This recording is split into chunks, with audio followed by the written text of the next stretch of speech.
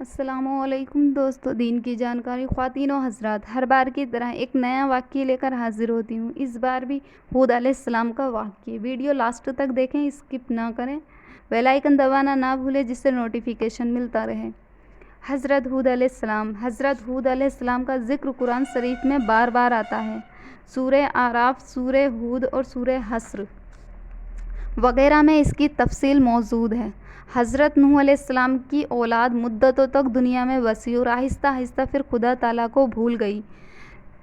شیطان نے پھر ان کو بہکا کر بتوں کی پوجا پر لگا دیا۔ پھر سے وہی کام ہونے لگے، شیطان نے بتوں کی پوجا کرنے پر لگا دیا۔ اس نے خداوند تعالیٰ جو اپنے بندوں پر رحم کرنے والا ہے، اس نے پھر حضرت ہود علیہ السلام کو اپنا پیغمبر بنا کر بھیجا۔ جب دنیا میں بہت زیادہ گناہ گاری کے اور کام ہو جاتے تھے تو اللہ پاک ایک پیغمبر کو بھیجتا ہے جس سے دنیا میں اسلام پھیلتا۔ اپنا پیغمبر بنا کر ان لوگوں کے پاس بھیجا اور انہوں نے اپنی قوم سے جو عاد کہلاتی تھی کہا کہ تم خدا ہی کی عبادت کرو، اس کے سوا تمہارا کوئی معبود نہیں۔ میں تم سے اس وجہ سے نصیحت کے بدلے کوئی مزدوری یا اجرت نہیں مانگتا، مجھے اس کا بدلہ تو وہ دے گا جس نے مجھے پیدا کیا ہے۔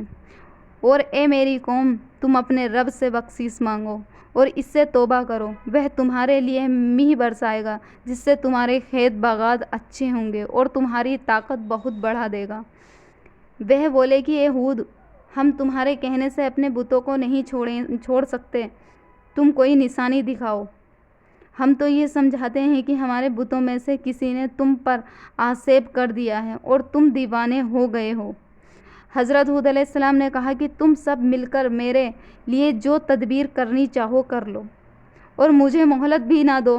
میں خدا پر بھروسہ رکھتا ہوں جو میرا اور تمہارا پروردگار ہے۔ میرے ہاتھ اللہ تعالیٰ نے تمہیں جو پیغمبر بھیجا تھا وہ میں نے تمہیں پہنچا دیا، پیغام بھیجا تھا۔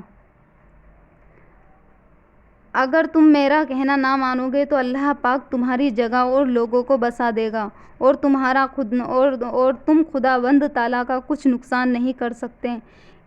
اس پر ان کی قوم نے کہا کہ روز تو ہم کو خدا کے عذاب سے ڈراتا ہے، جا اپنے خدا سے کہہ دے کہ ہم پر عذاب نازل کر دے اور اس میں ہرگز نہ دیر کر۔